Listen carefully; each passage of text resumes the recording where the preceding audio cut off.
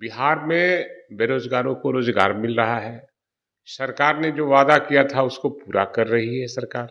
प्रधानमंत्री हैं, उन्होंने वादा किया था कि जब हमारी सरकार बनेगी तो मैं 2 करोड़ बेरोजगारों को हर साल रोजगार देंगे। एक भी बेरोजगारों को रोजगार नहीं दिया, जिसका रोजगार था उसका भी रोजगार छीन लिया गया। तो ये क्या बोलेंगे?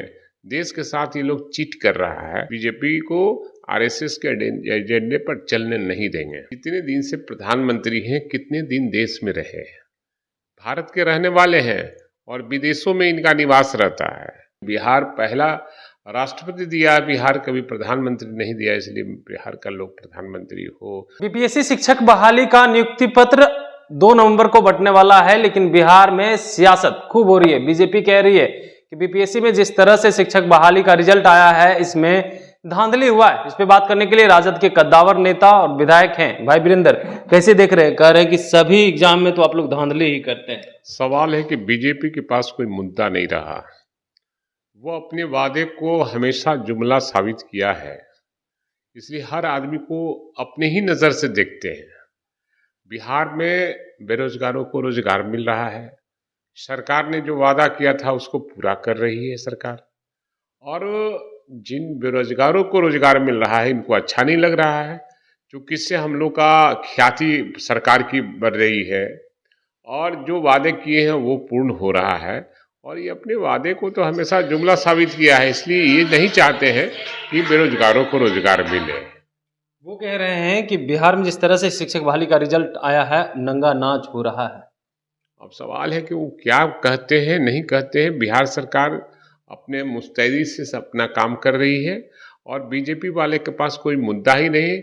जो उनके प्रधानमंत्री हैं, उन्होंने वादा किया था कि जब हमारी सरकार बनेगी तो मैं 2 करोड़ बेरोजगारों को हर साल रोजगार देंगे। एक भी बेरोजगारों को रोजगार नहीं दिया, जिसका रोजगार था उसका भी रोजगार छीन लिया गया। तो ये क्या बोलेंगे?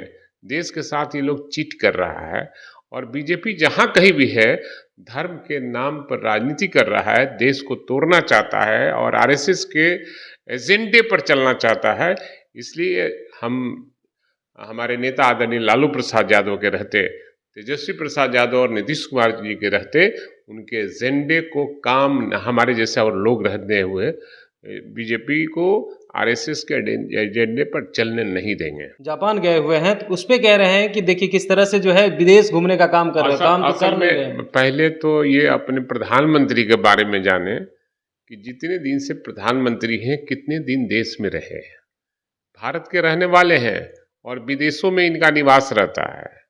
और पता नहीं देश के हर देश को इसे मैंने धरती पर जितना देश है सब घूमने का उन्होंने ठाना है।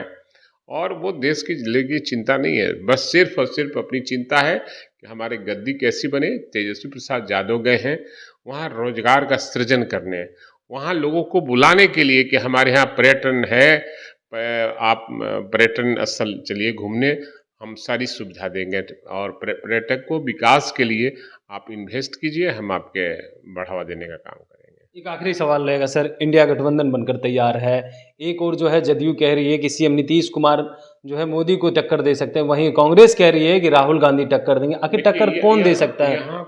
यहाँ कोई लड़ाई इस पर नहीं है। अच्छा। ये मोदी मीडिया और छोटे लोग ये सब बयान देते हैं। शीर्ष नेतृत्व जो तय करेगा INDI का वही होगा।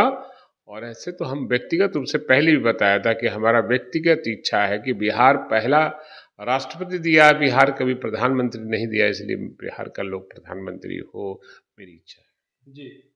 तो आपने सुना, हमारे साथ थे राजद के कद्दावर नेता विधायक भाई वीरेंद्र, जिन्होंने कहा है कि हमारी इच्छा है कि जिस तरह से बिहार पहला राष्ट्रपति देने का काम किया है उसी तरह से प्रधानमंत्री देने का भी काम करेगा। Kamlesh Kumar, live Bihar, Patna. Live Bihar YouTube पर सब्सक्राइब और Facebook पर लाइक जरूर करें।